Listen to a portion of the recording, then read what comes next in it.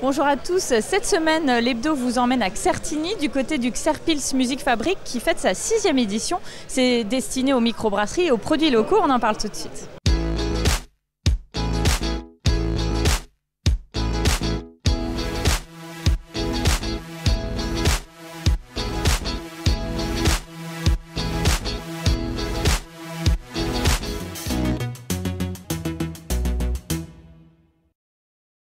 Nous sommes donc au Xerpils Music Fabric. Je suis avec Véronique Marco, bonjour. Bonjour, bienvenue. Merci, je rappelle que vous êtes maire de Xertigny.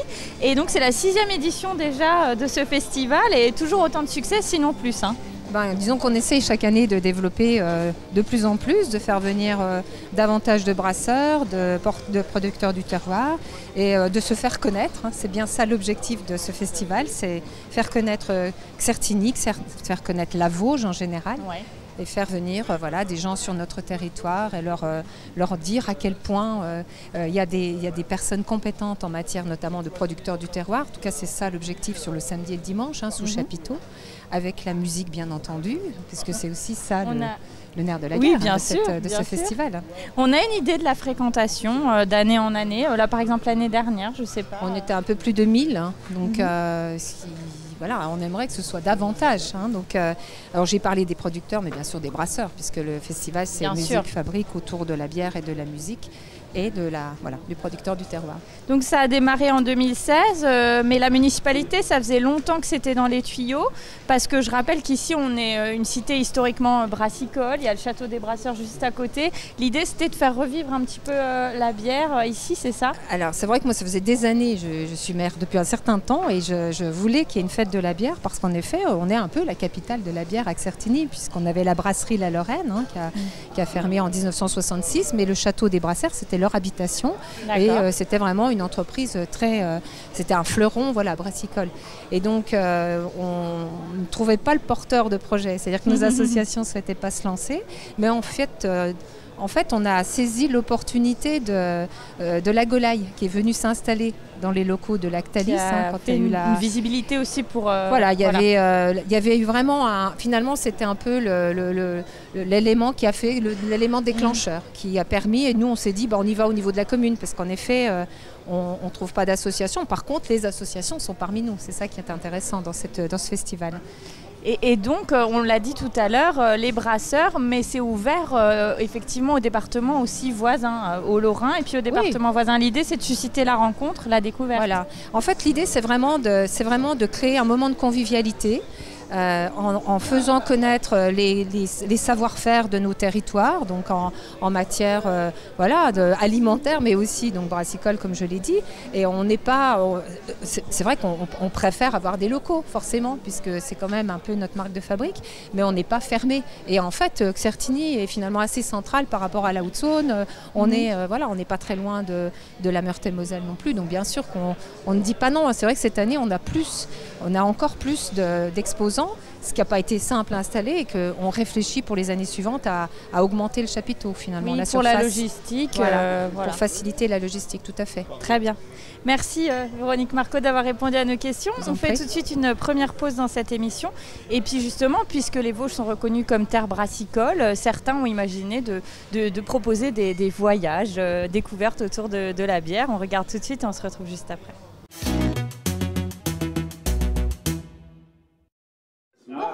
Faire connaître et pourquoi pas à terme reconnaître les Vosges comme une terre de brasseurs, c'est l'idée qui se cache derrière cet étonnant voyage brassicole proposé sur 2 jours par le réseau Je vois la vie en Vosges Terroir à des journalistes de la presse nationale et spécialisés en la matière. Ce mercredi, ils étaient de passage à Vittel où depuis 2019, un couple de brasseurs, Michael et Laetitia, ont l'art et la manière d'associer, tout comme pour le vin, les bières à des mets culinaires différents. C'est quelque chose qui est très convivial, c'est quelque chose aussi qui est, mais qui se la pète pas. On a vraiment envie avec la bière de s'amuser, de la prendre à la légère, et parfois il y a des choses magnifiques qui se passent. On ne sait pas forcément l'expliquer, on ne sait pas pourquoi, mais c'est vraiment ça qu'on avait envie de faire partager aux gens. Certains produits vosgiens sont d'ailleurs fabriqués avec des résidus de bière qu'on appelle la drèche. Votre houblon ou votre blé, ce que vous faites, après avoir été fermenté, vous avez d'un côté la bière et de l'autre côté la drèche. Voilà, donc les vaches en mangent, on en donne à nos animaux pour avoir un taux de protéines. Voilà, et là maintenant on peut la commercialiser, on peut la consommer. C'est ce que j'ai découvert aujourd'hui pour faire du pain, pour faire des crumbles, pour faire différentes choses. Et c'est vraiment très bon. Entre le pâté, la salade et le fromage, petite découverte de l'atelier de brassage. Mais qu'est-ce qui peut bien différencier une bonne bière d'une moins bonne? Elisabeth Pierre est zytologue. Elle se consacre depuis plus de 20 ans au développement de la connaissance des bières en France. Elle a fondé son entreprise spécialisée en dégustation de bière et publie régulièrement sur le sujet.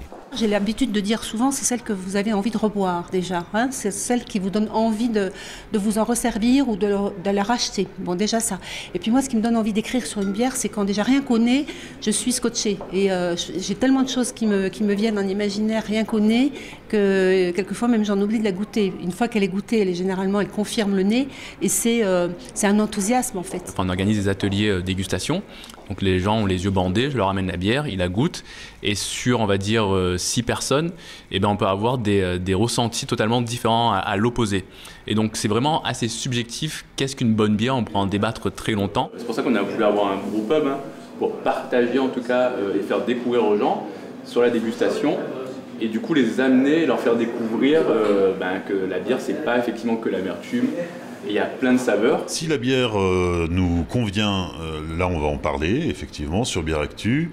Si jamais on a observé des défauts ou que le résultat du produit fini était limite, l'objectif c'est pas de faire du mal à la brasserie, donc on va faire un retour au brasseur, mais on n'en parlera pas sur Bière Actu.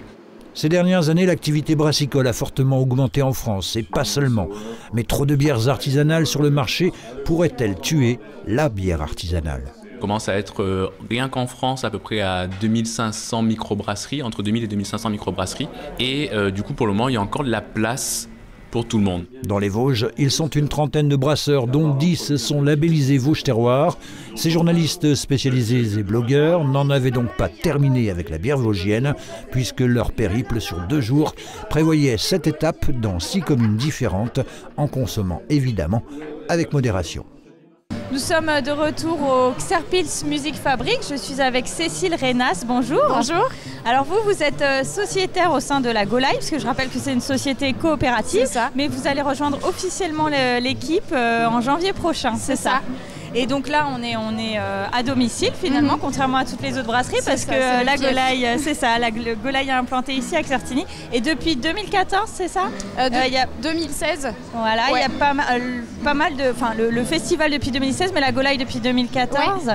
Il y a pas mal d'évolutions dans l'entreprise. C'était une toute petite brasserie qui a pris pas mal d'ampleur. C'est ça, depuis le début de l'année, on a investi dans du nouveau matériel. Et donc au niveau des fermenteurs, on passe de 800 litres à 20 hectos et 40 hectos. D'accord. Donc on a investi une autre partie de la fromagerie, l'ancienne fromagerie de la Sens. Parce que qui dit produire plus, on doit stocker plus. Donc on a fait des travaux sur tout le début de l'année. Et là, depuis le mois de fin février, ça tourne bien. Vous êtes toujours au même endroit, mais juste dans un local en face. C'est ça, en fait, c'est ça. Donc on est vraiment dans cette logique-là à la Golaï, c'est vraiment s'étendre. Puis d'ailleurs, vous en êtes la preuve, l'équipe s'étoffe aussi. Oui, c'est ça. C'est vrai que moi, je vais être un renfort au niveau de l'équipe commerciale. Il y a une 3e brasseuse qui a rejoint l'équipe au mois d'août. Du coup, pour favoriser cette évolution. Et c'est vrai que la production, du coup, tourne vraiment à son plein. On est sur 6 brassins à la semaine, donc c'est vrai que c'est parti. À l'année, ça représente combien en termes de production? 200 à 250 000 litres. D'accord. Donc, quand on a commencé à combien? Je ne sais pas si vous le savez. Ça va être, ça je ne sais pas. Oui, j'imagine qu'en tout cas, on a bien augmenté. Voilà, c'est ça. Depuis que ça a démarré. Significativement, voilà. C'est quand même autre chose. Et d'ailleurs, je me rappelle que l'année dernière, victime de son succès à la Golaï, n'avait plus de bouteilles. C'est ça. Bon, il y avait aussi peut-être la crise qui était en cause. En fait, c'était... avant la transition avec le nouveau matériel. Donc c'est vrai que c'était que de la pression l'année dernière. Donc c'est pour ça que là, cette année, on a fait les stocks. Donc on n'a aucune rupture, donc on est content. Et puisqu'on parle de microbrasserie, de bière artisanale, on sait que voilà, vous avez commencé à la Gaula il y a quasiment 10 ans. Il y avait encore peu de microbrasseries à l'époque. Aujourd'hui, ça ne cesse de s'étoffer en France et dans les Vosges. Est-ce qu'il y a encore de la place pour tout le monde finalement ? Moi, je pense qu'il y aura toujours de la place. Après, c'est vrai qu'il y a plein de microbrasseries. Mais après, il faut parler en termes de quantité de production. Parce que c'est vrai que tout le monde ne fait pas la même quantité et ça peut aller de l'un qui peut faire 300 litres sur quelques mois à une brasserie comme la nôtre où ça va être beaucoup plus important. C'est à différentes échelles. En fait. Et j'imagine que de toute façon, ce qui est produit à l'échelle industrielle, c'est anecdotique la bière artisanale en France. Hein. Ouais, après ça passe à un palier où on retrouve plus, après même au niveau de la production, je pense qu'on passe l'échelle au-dessus, donc on retrouve peut-être pas les mêmes valeurs. Oui, c'est sûr. Il vaut mieux rester artisanal, en tout cas ici il n'y a que ça. Merci beaucoup d'avoir répondu à nos questions. Cécile, on fait une deuxième pause dans cette émission et puisqu'on parle de microbrasserie, je vous propose de découvrir celle de la Marie-Thérèse à Remiremont et on se retrouve juste après. On pourrait dire qu'il est tombé dans la marmite étant petit et c'est presque ça. Antoine Claudel a 22 ans et il est passionné par la bière, une passion transmise par ses parents qui en 2014, en rachetant la ferme voisine de leur maison sur les hauteurs de Remiremont, ont décidé d'y installer une brasserie, baptisée Marie-Thérèse du nom de la source attenante qui tire elle-même son nom de Marie-Thérèse de France, fille de Marie-Antoinette et Louis XVI qui venait régulièrement dans les Vosges profiter des eaux thermales de Plombières. Un jour, elle a inauguré la fontaine des Dauphins à Remiremont. Originellement, c'était la source qu'on utilise ici qui alimentait la fontaine des Dauphins. Aujourd'hui, c'est plus le cas, mais du coup, on trouvait ça sympa de reprendre le nom de la source. En 2014, les parents d'Antoine créent leur toute première bière en amateur, pas franchement une réussite. Très clairement, c'était juste une horreur. Donc il a fallu que je me fasse former parce que moi j'ai pris ça un petit peu à la légère au départ en me disant oui, allez, c'est facile, c'est rock'n'roll, ça va être marrant. Et il s'avère que c'est relativement simple de faire de la bière. C'est beaucoup plus dur de faire de la bonne bière. Sylvain décide donc de se former auprès de brasseurs professionnels et transmet son savoir à Antoine qui suit en parallèle des études d'agroalimentaire et se spécialise dans le brassage. En 2018, BTS en poche, il prend les rênes de l'entreprise. La microbrasserie aujourd'hui se porte bien malgré la crise. Marie-Thérèse réalise la majorité de ses ventes en bouteilles et est ainsi peu impactée par la fermeture des bars et des restaurants qui achètent plutôt des fûts. L'an dernier, elle a même enregistré une hausse d'environ 15% de son chiffre d'affaires qui s'élève à près de 180 000 €. L'embauche d'un deuxième brasseur est d'ailleurs prévue pour mai prochain. Je le vois brasser régulièrement, j'ai un peu appris avec lui. Et puis aujourd'hui, je vais bientôt avoir fini mes études. Et puis l'objectif, donc j'en profite pour brasser un petit peu avec lui, en amateur, dès que j'ai un peu de temps. Et puis comme ça, dans quelques mois, je pourrai rejoindre la brasserie. 60 000 litres de bière ont été produits cette année, l'objectif étant d'atteindre les 100 000 litres à l'avenir. Mais alors, comment se démarquer sur un marché très concurrentiel ?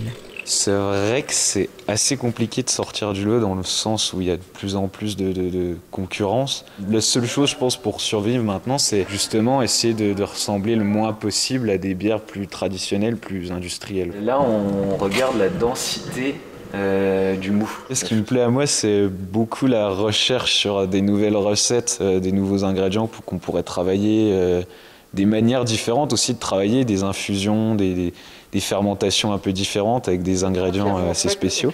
Et justement, des projets, Antoine en a plein la tête. Avec Hugo, il travaille actuellement sur un brassin infusé à la bergamote et au gingembre et devrait bientôt créer une bière maturée dans d'anciennes barriques à vin. Mais la patience, première dégustation prévue l'hiver prochain. Nous sommes de retour au Xerpils Musique Fabrique et je suis ici avec Romain Viry. Bonjour. Bonjour. Alors vous êtes associé au sein de la microbrasserie Katsu, ça se situe à Veucou. Donc elle existe depuis 2019. Expliquez-nous un petit peu comment ça a commencé alors tout ça. Donc en fait la brasserie a été créée en 2019 par Thomas Pierre et sa compagne. Donc au départ ils travaillaient à deux. Et puis de mon côté, avec le troisième associé, Pierre Decombe, on montait un projet de brasserie de kombucha en fait, donc une boisson à base de thé, une boisson fermentée. Qui est sans alcool, c'est ça? Un peu comme le kéfir finalement? Voilà, c'est ça, ouais, donc avec un taux d'alcool résiduel, hein, c'est pas grand chose, donc voilà. On connaissait bien Thomas, puis voilà, on a goûté ses bières, etc. Puis, donc oui, c'est venu, on va dire, assez naturellement de s'associer et puis donc on va dire de partager nos connaissances sur des produits complètement différents. Parce que en fait, du fait que ce soit une fermentation pour faire le fameux kombucha, finalement c'est de la brasserie, c'est une forme de... Oui, c'est un produit qu'on brasse. Après, la fermentation est différente. Enfin, c'est pas le même type de fermentation que la bière.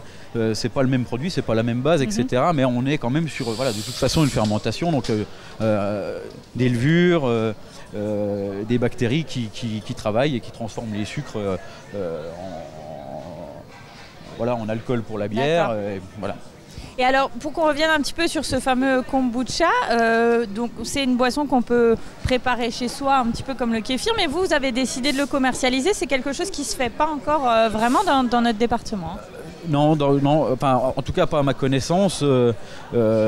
C'est une boisson qui est assez compliquée en fait à maîtriser parce que c'est des fermentations qui sont assez longues.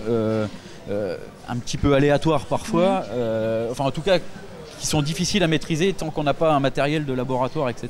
Donc nous on n'a pas du tout ce matériel là, on travaille encore de manière vraiment artisanale, mais le fait de le fabriquer en plus grosse quantité permet d'avoir une vision un peu plus précise des processus, etc. Mais effectivement, oui, je pense qu'on est un peu les seuls dans le coin à faire cette boisson-là. Et donc plus largement sur cette brasserie Katsu, donc vous êtes brasserie artisanale bio, vous êtes labellisé et vous travaillez énormément avec des produits locaux, hein, si j'ai bien compris. L'idée c'est aussi de faire marcher un petit peu l'économie locale. Oui, alors on essaye de faire au mieux concernant la provenance des produits, donc il y a quand même des choses qu'on peut pas... qu'on a du mal à se procurer, notamment en bio dans le coin, mais voilà, pour les maltes de base, etc., c'est souvent des maltes allemands, enfin c'est maltais en Allemagne, mais c'est des céréales souvent françaises. Pour les houblons, on a un parti pris qui est celui de ne pas utiliser de houblons américains. On utilise vraiment des houblons européens, donc beaucoup des houblons allemands, alsaciens aussi. Un petit peu d'Europe de l'Est, etc. Par contre, au niveau kombucha, ce qu'on essaye vraiment de faire, là, toutes les aromatisations avec les fruits, les plantes, etc., ça vient vraiment quasiment exclusivement dans un rayon de 15, 20, 30 km autour de la brasserie, hormis le thé, bien sûr, qui vient de Chine ou d'Inde. Voilà. Et parfois des produits originaux, comme par exemple cet été une bière au concombre, c'est ça? Oui, alors oui, c'était l'idée de travailler avec... Donc faire une bière blanche avec un légume et puis on a utilisé de la menthe aussi, donc ça a donné un truc assez intéressant, très rafraîchissant, qui peut paraître un peu déroutant au premier abord, mais voilà, il faut goûter. Ça... voilà, le message est passé. Merci voilà. Romain d'avoir répondu à nos questions. Je vous en prie. Ensuite on regarde les infos de la semaine.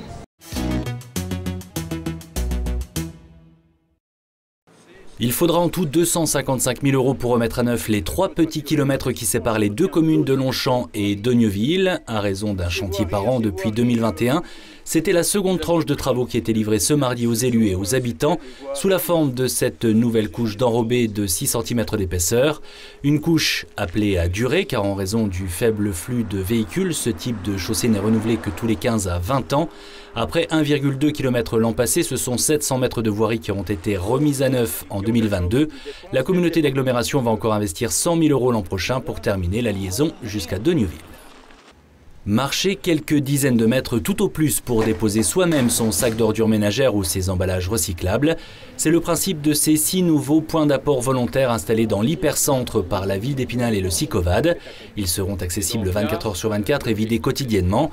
Voilà qui devrait réduire le nombre de poubelles laissées à l'abandon sur les trottoirs. Une manière également de réorganiser et d'optimiser les tournées des camions de collecte. Ces containers, c'est un nouveau service testé dans un périmètre délimité entre le marché couvert, la tour chinoise et l'hôtel de ville.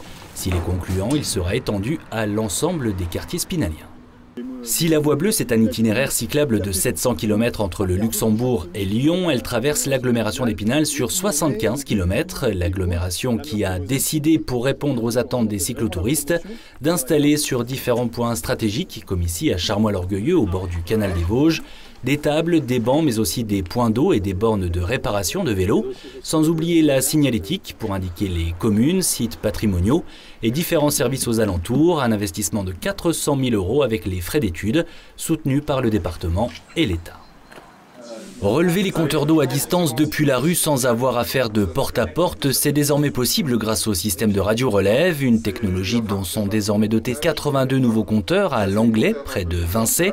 Un déploiement progressif d'équipements connectés initié par la communauté d'agglomération d'Épinal, qui a hérité de la compétence eau potable sur son territoire en janvier 2020.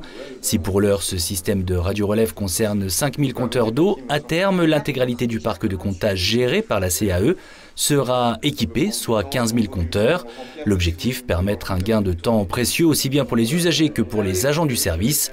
À titre de comparaison, à Langlais, la relève des compteurs s'effectue aujourd'hui en moins d'1 heure, lorsqu'elle nécessitait avant 1 à 2 semaines. Voilà, l'hebdo se termine en musique. Si vous aussi vous voulez vous plonger dans cette ambiance festive et boire bien sûr quelques bières avec modération, vous pouvez venir au Xerpis Music Festival qui se tient également ce dimanche. Quant à nous, on se retrouve la semaine prochaine.